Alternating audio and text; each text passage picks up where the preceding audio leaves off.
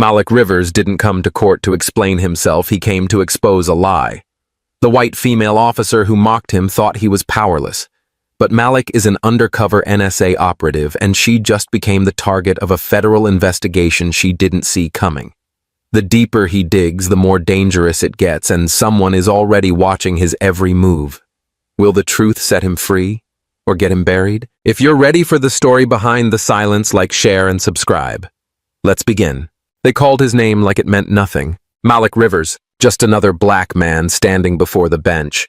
Just another body in line to be judged, corrected, processed, and dismissed. But if you looked closely, closer than the court ever cared to, you'd notice he wasn't standing like a man who'd lost control. He wasn't fidgeting, he wasn't sweating, he wasn't even blinking much. He stood with stillness, deliberate and cold. Malik stepped forward with a single leather folder in his hand. No lawyer, no supporters, just him. To everyone watching, it looked like self-representation. Foolish, arrogant, naive. To Officer Lisa Hartman, it looked like fun. She leaned against the plaintiff's table, arms crossed over her pressed uniform, blonde ponytail tight, badge polished, jaw set in that all-too-familiar smirk. The one she wore when she knew she had the upper hand. This one, she whispered to the young prosecutor beside her, is going to try to talk his way out. Another self-righteous thug with a Google law degree. The prosecutor tried not to react, but the corners of his mouth twitched. A few snickers flickered through the room. Malik heard it. Of course he did. But he gave them nothing. No glance. No twitch of the mouth. He walked up to the defendant's podium like he belonged there, like he'd already measured the walls and memorized every angle of the room. Judge Annalise Porter raised her eyes. Mid-50s sharp voice, sharper mind. She'd seen it all, but that morning she was about to see something new. The prosecutor began the case: obstruction during a routine traffic stop, verbal resistance, suspicion of faulty vehicle equipment, specifically a broken taillight. All routine, all minor. But from the tone he used, you'd think Malik had assaulted someone. Judge Porter asked for the officer's account. Officer Hartman stood, walked with confidence, swore her oath, sat down, adjusted the microphone like a performer about to deliver a well-rehearsed monologue. On the evening in question, she began, "Mr. Rivers refused to lower his window when I approached. Took close to a minute to respond. He questioned why he was being stopped and refused to comply with multiple commands. I observed a broken taillight, explained the reason for the stop, and requested backup when he continued to delay." Her tone dripped with contempt wrapped in false professionalism. He was combative in demeanor, confrontational, and dismissive of authority. She glanced toward Malik. Not once. Twice, like she expected him to break. He didn't. "Did you document the broken taillight?" the prosecutor asked. "Yes, sir. It was visibly damaged at the time." "Is there dashcam footage from your vehicle?" "No. Camera malfunctioned during that shift. Maintenance logged it 2 days later." "Convenient." Judge Porter turned to Malik. "Mr. Rivers, do you wish to respond?" He stepped forward slowly, opened his folder. His fingers moved like they had practiced this moment 100 times. "Yes, Your Honor. First, I'd like to submit a signed inspection report from an ASE-certified mechanic." He examined the vehicle less than 48 hours after the traffic stop. The report shows no damage, no malfunction, and no signs of repair. The bailiff took the document and handed it to the judge. "Second," Malik continued, voice steady but sharp.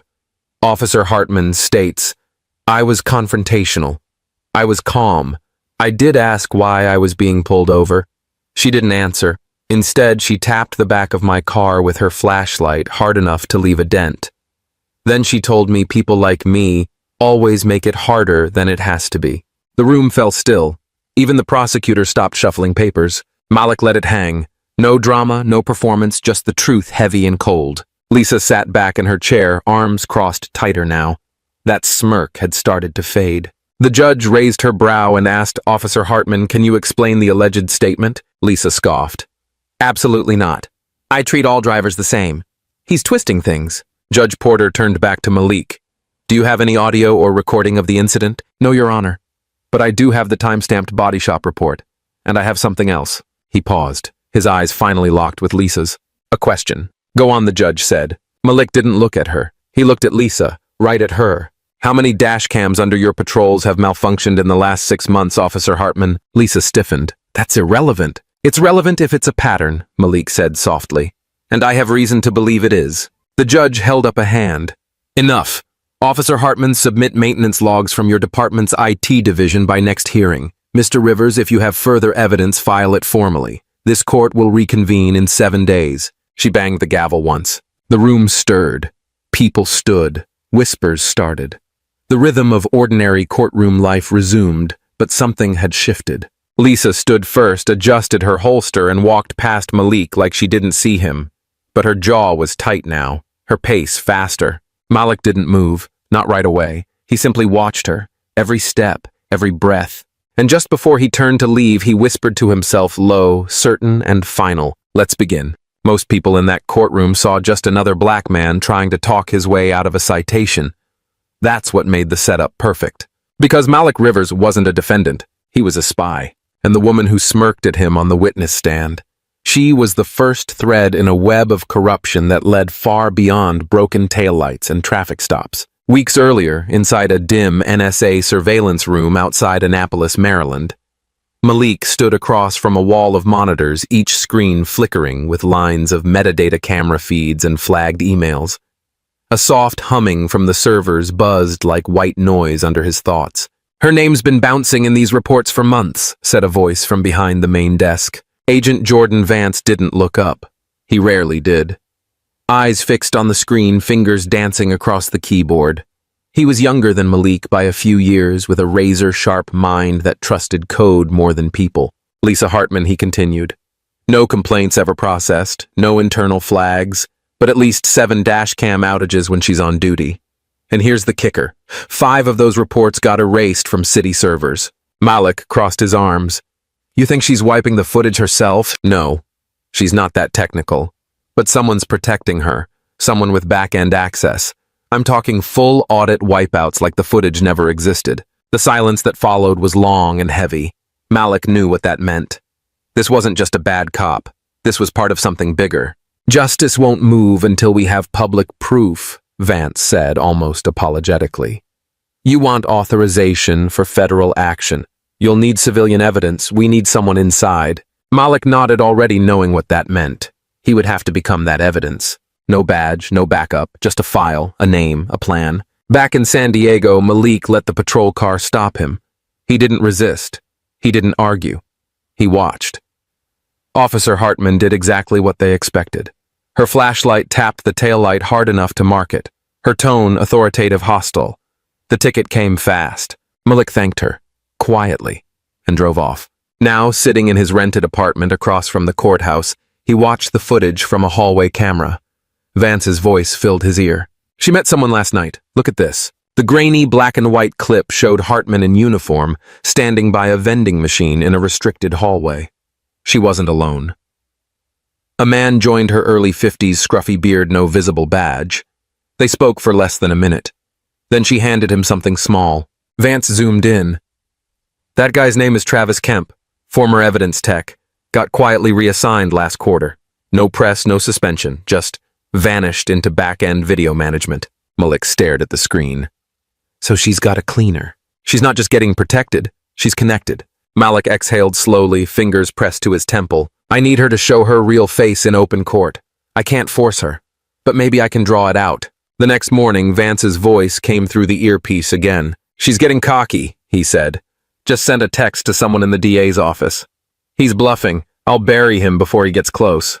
Malik said nothing, but in that quiet his pulse slowed, his mind sharpened. He opened his folder, one that looked like a defense file but actually held a timeline of every incident involving Officer Hartman over the last 8 months. Dates, locations, witness names, even a few civilian phone videos pulled from cloud backups that had somehow never made it to evidence. Vance's voice cut back in. "I know you, man. I know how your mind works. Just promise me you won't push this too far. This woman, she doesn't just lie. She escalates." Malik stood at the window, eyes on the courthouse across the street. "She wants to bury me," he said calmly. "Good. Because the only way to find what's been buried is to start digging." Inside the courtroom, no one noticed the man sitting alone at the back bench during break.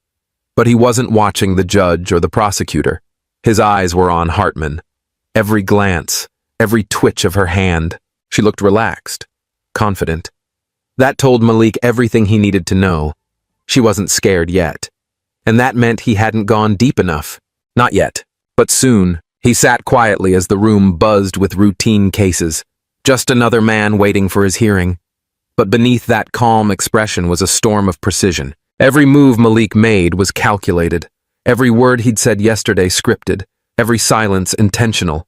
He wasn't there to win a case. He was there to collapse a system. And Officer Lisa Hartman. She just happened to be standing in the first weak spot. To be continued.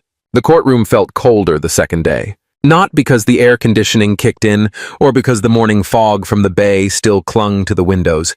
It was something else. Something in the air between two people, between the man who'd come in quiet and the officer who didn't think twice before lying under oath. Lisa Hartman took the stand again. Straight back, crisp uniform. That same forced confidence wrapped around her voice like armor. But if you looked closely, if you'd ever hunted truth for a living like Malik had, you'd see the micro cracks forming in her mask.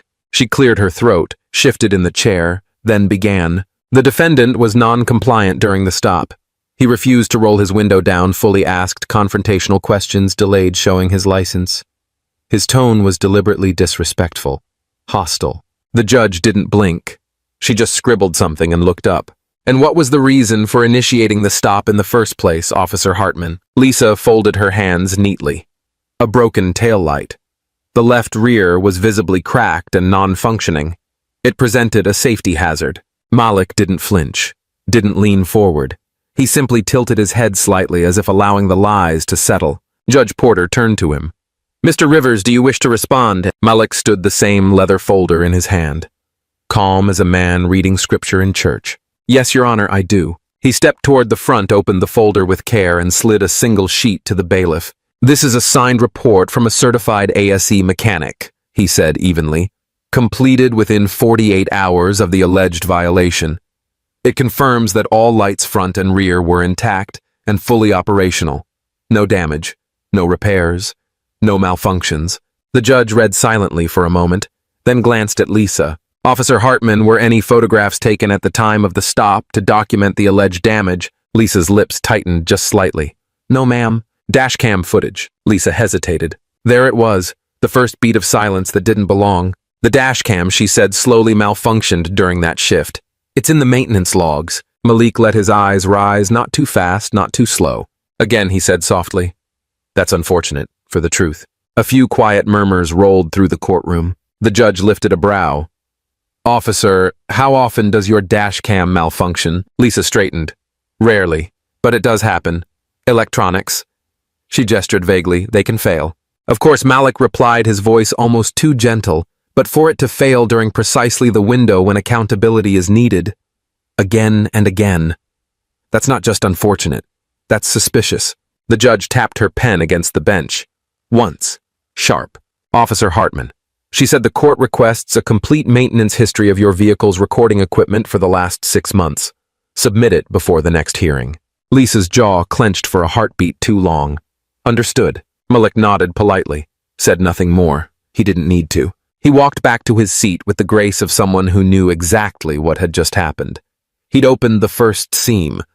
And seams once tugged have a habit of tearing. From the back bench, Vance's quiet voice came through the earpiece. "You got her. That spike in her vitals." That was panic. She wasn't ready for that request. Malik didn't speak. He kept his eyes forward. Let the moment pass without triumph. Because real traps don't spring with noise, they close with silence. The prosecutor tried to recover, pushing back to procedural details, redirecting focus. But it didn't matter. Something had shifted. The judge felt it. The room felt it. Even Lisa felt it. Her fingers had started tapping against the witness stand without her realizing. "Officer Hartman," the judge said again, "one more question. When exactly was this malfunction reported?" Lisa blinked. I'd have to check the date." "You didn't log it that evening." "I assumed someone else in the department had flagged it." Her voice cracked at the edge just barely. The judge raised her hand. "Submit any relevant incident report as well. We'll reconvene in 2 days." And just like that, the gavel came down. A simple request for records.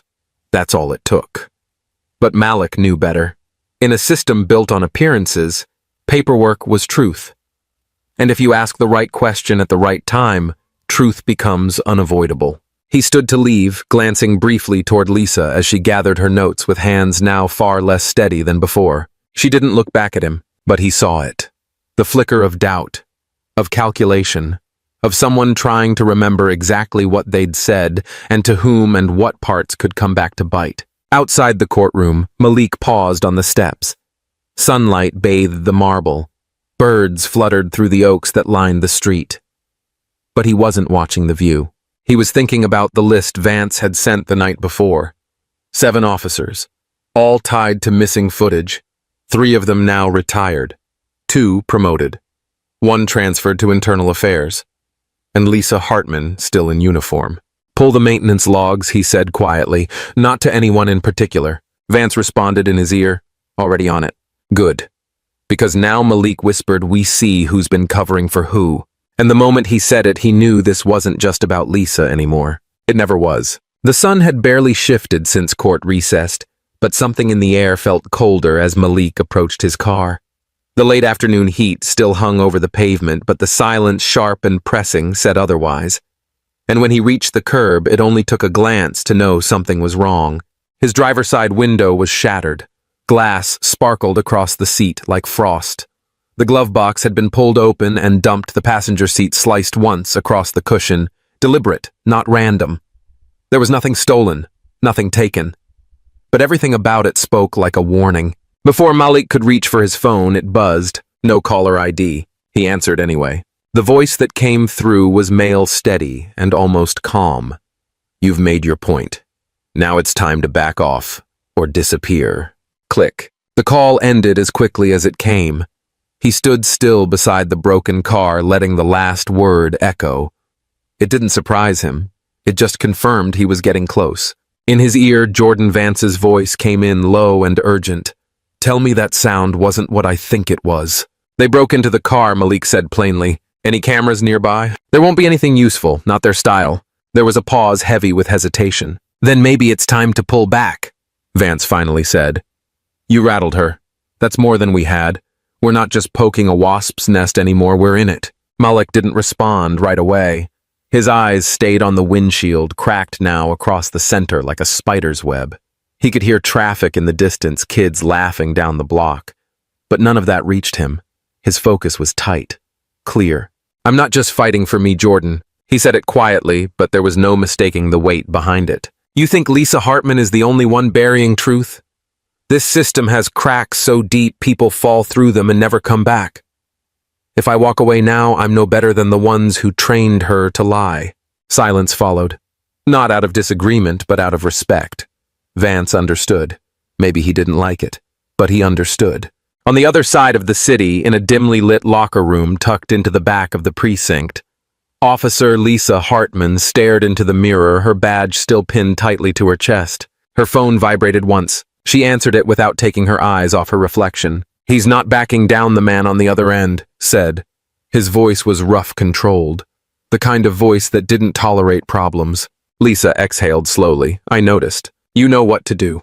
She didn't answer right away. Instead, she reached for the faucet, let cold water run over her hands, and stared down into the sink like it might offer another way out. Then, to no one in particular, she muttered, I used to be clean. The words barely made a sound, but they felt heavier than anything else in the room. That didn't get me far. She hung up before he could reply. In the stillness that followed, she pressed her palms to the edge of the sink, her shoulders tight with memory. She hadn't always been like this.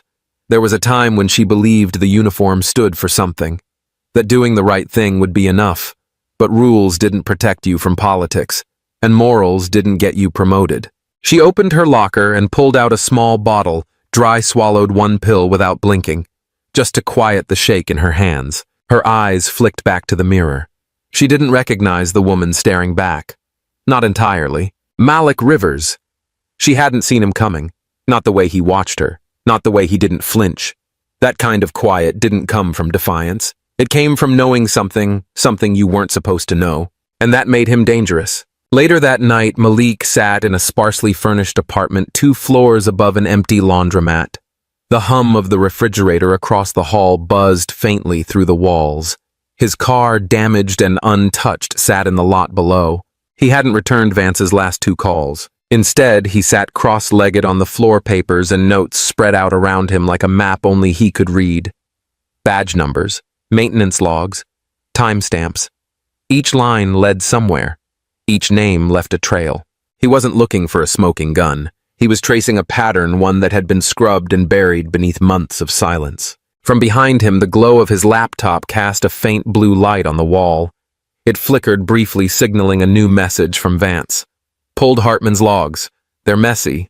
Too messy to be accidental. Malik didn't smile, but something in his shoulders shifted like a man who's finally found the door he's been feeling for in the dark. He walked to the window and looked across the city. Just beyond the rooftops, the courthouse stood lit by cold security lights. 1 floor held the courtroom, another stored records. And somewhere in between, the next lie was waiting, not to be heard, but to be undone. It started with a message. Just 1 line, no name. I work in evidence. We need to talk. Malik stared at the screen for a long moment, his thumb hovering over the reply button. He didn't answer right away. He didn't have to. The message vanished in under 10 seconds. Whoever sent it didn't want a conversation. They wanted a meeting. 3 hours later, in a nearly empty municipal parking garage, he met Raul Mendoza.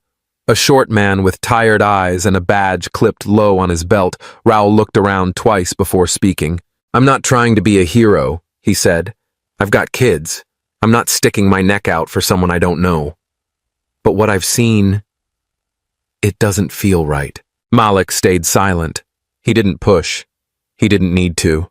People like Raul didn't reach out unless the pressure inside them had built for too long. Raul looked around again.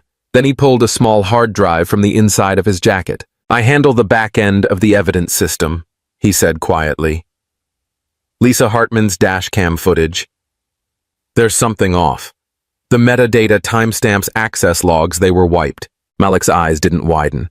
But inside something shifted. Wiped, he repeated. Not corrupted. Not missing, Raul said. Wiped. Deliberately. Like someone didn't just want it gone. They wanted it to look like it was never there. Malik took the drive. You backed this up from the server. Raul shook his head. No. That's the thing. It's from a shadow buffer. Something internal. They don't know it exists. But I pulled a few shifts overnight and started checking old builds. And, Raul swallowed. Her unit has more red flags than anyone I've ever seen. But they're buried. Dozens of patrols, same signature. Deleted feeds always marked as malfunction. He paused, then added, including yours.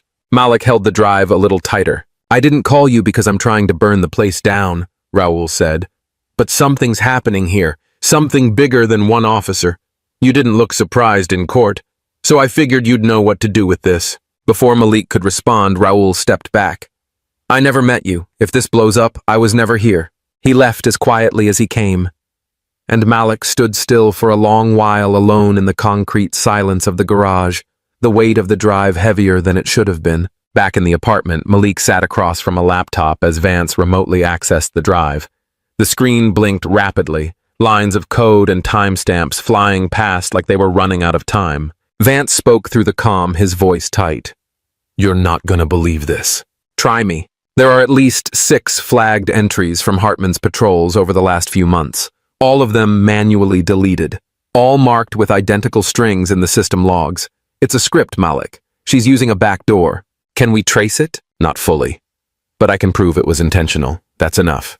Vance paused, then added, Your incident file. There's a 30-second gap just before she approached your vehicle. The deletion starts before she even got out of the car. Like she knew what was about to happen. Malik didn't answer.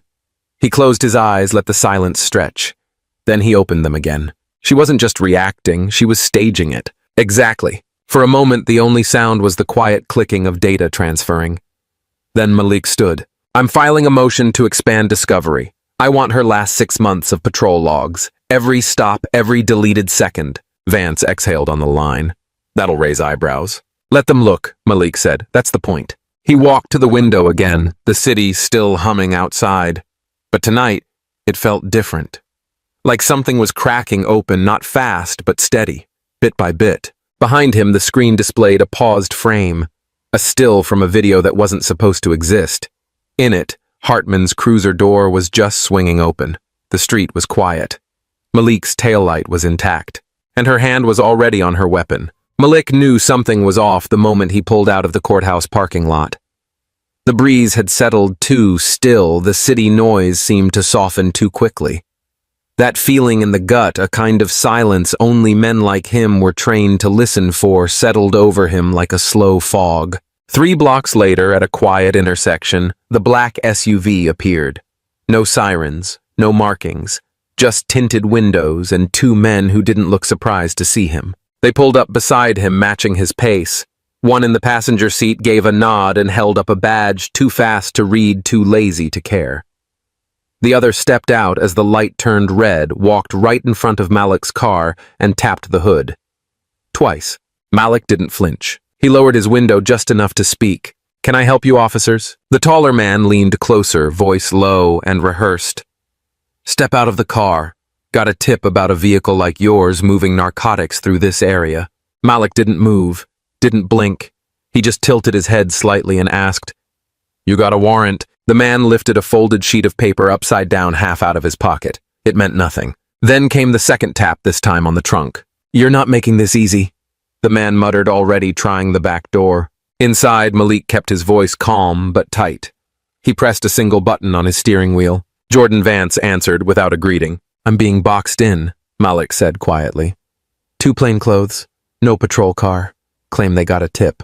There was a pause, then Vance's tone sharpened. "Hold. I'm checking the dispatch list now. Keep them talking." Outside, one of the men was reaching beneath the driver's seat, too confidently, like he knew exactly where to reach. Then Vance's voice came again, this time louder, bouncing off the SUV's internal radio. "This is command. Unit 49 disengage. Subject under federal surveillance. Orders from Homeland." The officers froze. The passenger straightened. The driver hesitated with his hand still under the seat, then slowly pulled back. "Repeat," the radio barked. "This is a federal asset. Immediate disengagement required."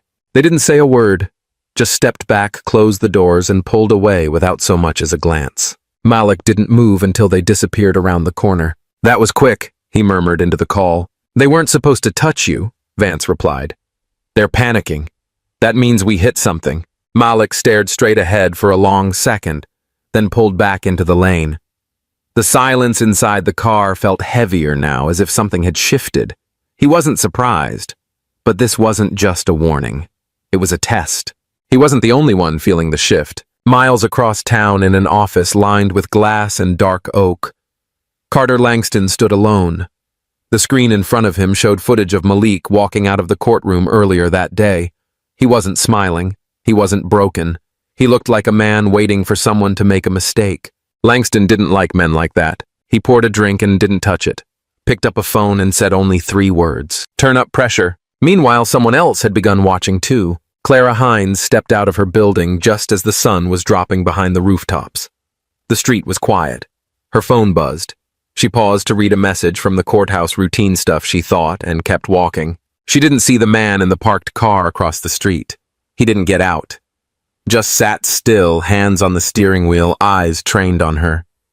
He checked his watch once, then made a note on his phone. He wasn't here to act, not yet. But Malik wasn't the only one on someone's list anymore. Clara Hines sat in her office, eyes locked on the envelope she'd just opened. The paper inside wasn't long, but it said enough to freeze the blood in her fingertips. An internal affairs memo, marked urgent, accusing her of procedural bias and potential misconduct. No signature. No initials. Just a stamp from the Office of Legal Oversight and a quiet threat that if she didn't step back, they'd make her the next target. She didn't say a word for several minutes. The air in the room seemed too still, too quiet. Somewhere beneath her ribs, a familiar knot began to twist, the same feeling she used to get in law school when someone in power started rewriting the rules mid-game. For a moment, she considered walking away. But then she opened the second envelope, the one Malik had given her 2 days ago. Inside were screenshots, Metadata logs, raw timestamps from the backup drive Raoul had recovered. Each entry lined up with a missing file from Lisa's patrol logs, and each one had been manually flagged for deletion within hours of the traffic stop. It wasn't just sloppiness. It was intentional. She reached for her phone. "Malik," she said quietly. His voice came through steady. "I know." There was a pause. Clara looked down again at the fake memo. "They're trying to scare me off. You have every right to walk away," Malik replied. No judgment. Clara didn't answer at first. Then she closed the file and straightened the papers into a neat stack. "I didn't go to law school to play it safe," she said softly. "Let's do this." That afternoon, a formal subpoena request was filed with the judge. 6 months of patrol data maintenance logs and dashcam footage involving Officer Lisa Hartman. The motion wasn't aggressive, just thorough. It raised no red flags, at least not on the surface. But everyone in that courtroom knew exactly who it was aimed at, and Lisa felt it like a blade in her ribs. She stood in the precinct's hallway, gripping her phone so tightly her knuckles went pale. "You told me this was contained," she hissed into the receiver. "You said this would stay buried." There was silence for a second. Then a voice responded. Calm. Cold. "You were supposed to handle him quietly." "I tried," she snapped. "But now the prosecutor's involved." She filed a subpoena. "She's smarter than we thought." Another pause. Then maybe it's time to bury him instead." Lisa didn't respond. Her eyes flicked to the security camera in the hallway, then back to the door that led to the evidence room. For a long moment she stood frozen, torn between what she used to believe in and the deal she'd already made. Meanwhile, back in Clara's office, the weight of her choice was beginning to settle. She hadn't told Malik everything. She hadn't told him about the second call she got, the one that came before the memo even arrived. A male voice, calm but direct, had asked her no, warned her to reconsider getting involved. "Your career's clean, Ms. Hines," he'd said. "It'd be a shame to throw it away over someone you barely know." She remembered her hand trembling just slightly as she ended the call. But it didn't shake now. Because this wasn't just about Malik anymore. It was about how many others might have been silenced, rewritten, erased, just because no one stood up when they should have. And she wasn't going to be one of those people. Not this time. The ocean whispered just beyond the windows. But inside the dim lounge nestled against the coast, the air was sharp with something else. Something calculated. The lighting was low, the music forgettable, and every face seemed to wear a secret. Lisa Hartman walked in late like someone who wasn't sure they still had the right to show up. Her steps were deliberate, but her eyes were scanning, cautious. She spotted him immediately, Carter Langston seated in the corner booth as if the world still belonged to him. He didn't stand. She sat across from him and took a breath before speaking. "You didn't tell me he was NSA." Carter didn't blink. "Because you didn't need to know. He's tearing through everything." Lisa whispered, her voice dry. "Logs, timestamps, witness records. It's like he knew exactly where to look before he even showed up." Carter stirred the ice in his glass with a silver stirrer, unbothered. "That's because he did. These people don't guess. They calculate." Lisa leaned in. "He's going to bring us both down. He's already turned the prosecutor. There's a subpoena on the way, 6 months of my patrol data." Now Carter looked up. His face didn't harden. It settled. Then he said something she didn't expect. "Then maybe we burn him first." Lisa's hands tensed slightly. "You don't mean that." He didn't smile. "Do you think this place is where people go to mean something, Lisa? This is where people come when they've already chosen a side. You chose yours a long time ago." She looked away. "I just wanted to survive the job. That's all I ever wanted." Carter leaned forward, voice dropping. "You wanted power. You got it. Now use it. Discredit him. Dredge up something from his past. Turn the focus." Lisa hesitated. "That's not going to stop him. He doesn't flinch." "Then you break him," Carter said quietly. "Before he breaks us." But what Carter didn't know, what neither of them realized, was that every word they'd spoken had already traveled 2 miles away, straight into a secure FBI van parked behind a grocery store. Agent Jordan Vance had wired the booth hours before the meeting. Surveillance authorization had come from the top after Malik flagged Carter's name in the subpoena logs. They'd been waiting years for a misstep. Tonight, Carter Langston finally opened his mouth wide enough. Vance turned to the agent beside him, calm but sharp. "We got him. Cut the feed. Move in now." Inside the lounge, Lisa was about to say something else, maybe a question, maybe a hesitation, but the moment shattered with the arrival of 3 plainclothes agents entering from the front and 2 more slipping in through the back. The lead agent showed a badge. Carter Langston, Officer Lisa Hartman. You are both under arrest for obstruction of justice, tampering with federal evidence, and conspiracy against a federal investigation. Step away from the table. Lisa froze. Carter reached for his drink, but a hand came down hard on his shoulder. I'd advise against that, the agent said coldly. 2 of Carter's private security men attempted to stand from a nearby booth. They didn't get far. FBI agents were already moving toward them like shadows. Put your hands where we can see them. Now. The sound of cuffs clicking into place wasn't loud, but it rang through the room like thunder. Lisa's breath caught in her throat. For a moment, her mind tried to search for an way to talk her way through this, like she'd always done. But the man walking toward her now wasn't here for negotiation. Malik Rivers stepped between the agent's suit-clean presence, silent but undeniable. He said nothing at first. He just looked at her, really looked at her for the first time since the courtroom. Lisa's voice barely made it out. You set me up. Malik stepped close. His tone wasn't angry. It was final. You made it easy. She stared at him, her mouth open, then closed. You said you were just a traffic case. I lied, Malik said simply. You lied first. Then he turned to Carter. Do you even remember the man you ordered pulled over? Or did you think I was just another name in a file? Carter didn't reply. His jaw was clenched, his breath measured. But behind his eyes something flickered. Fear, maybe. Or recognition. Malik took 1 step closer. I told you this wasn't about me. I told you it would come back around. He reached into his coat pocket, pulled out a black leather case, and opened it just enough for both of them to see. NSA. The letters were sharp, unmistakable. Lisa whispered, God. But Malik leaned just a bit closer and said it softly, like a memory coming home. Now, do you remember who I am? You could feel the tension in the courtroom before the doors even closed. The air was heavier, as if the walls themselves knew what was coming. Reporters filled the benches alongside human rights observers and 2 state representatives who hadn't stepped foot in that courthouse for years. Cameras weren't allowed, but pens scratched and eyes tracked every movement like it might rewrite the law itself. Malik Rivers sat still at the defense table, his hands folded neatly in front of him, his eyes steady. He didn't look at Lisa. Not yet. Clara Hines. Sharp in a gray suit that seemed to carry more weight today, stood and stepped forward. Her voice was clear, confident, but you could tell this moment cost her something. Your Honor. She began holding up a printed sheet. We have verified metadata showing the existence of dashcam footage from Officer Hartman's cruiser on the night in question. The files were logged, marked active, and later manually deleted within a restricted terminal environment. We have the original registry timestamps and deletion commands verified by NSA technical review and cross-checked by third-party forensic experts. There was a low murmur through the courtroom. The judge glanced over his glasses, lips pressed into a thin line. He gave a single nod. Clara turned and continued. Additionally, we've retrieved backup audio logs from the system cache, including fragments of radio communications during that night. The content contradicts Officer Hartman's testimony under oath. Lisa shifted in her seat.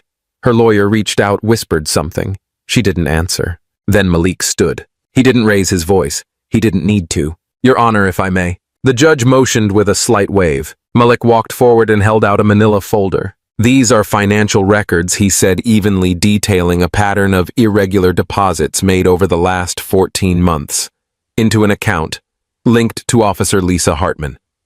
These deposits come from a limited liability company registered under a false address. That company, we discovered, receives funds through layered contracts connected to Langston Holdings Carter Langston's shell entity. The amounts correspond almost precisely with deleted or corrupted dashcam reports filed under Officer Hartman's name. He paused, then looked directly at Lisa. I was never the target, he said softly. I was the excuse. And that's when Lisa snapped. She stood so fast, her chair clattered backward and shouted across the courtroom, eyes blazing, voice shrill with rage. This is war. Every head turned. Her attorney tried to calm her, but it was no use. She pointed at Malik. You think you've won something? You think justice gives a damn about one man in a suit with a badge? You have no idea what you've walked into. The judge slammed the gavel once, order, but Lisa wasn't finished. I gave everything to that badge, she cried, voice cracking. You think I wanted to end up here? I followed orders. I protected what this system asked me to protect. And now you want to bury me for it? No one spoke. The judge, after a long pause, leaned forward. This court, he said, slowly finds the conduct presented not only disturbing but potentially criminal. All charges against Mr. Rivers are hereby dismissed with prejudice. A wave of silence followed, and the judge continued. This court will submit the collected evidence, testimonies, and digital records to the U.S. Attorney's Office and the Federal Bureau of Investigation for immediate review. This matter will not be closed by this courtroom. You could feel the breath come out of the room like someone had just opened a window. Two marshals moved toward Lisa. She didn't resist. They clicked the cuffs around her wrists, softer than she had ever done it herself, and led her toward the side door. As she passed Malik, she turned her head just enough to meet his eyes. Her voice was low, almost broken. You don't know what you've started? Malik didn't answer. He didn't need to, because everyone in that room already did. Sometimes the loudest truths are spoken without shouting. Malik didn't fight with fists. He fought with focus, with principle, and with quiet defiance. And in doing so, he reminded us all that real justice takes patience, grit, and the courage to stand alone, until you're not alone anymore. This wasn't just one man's victory.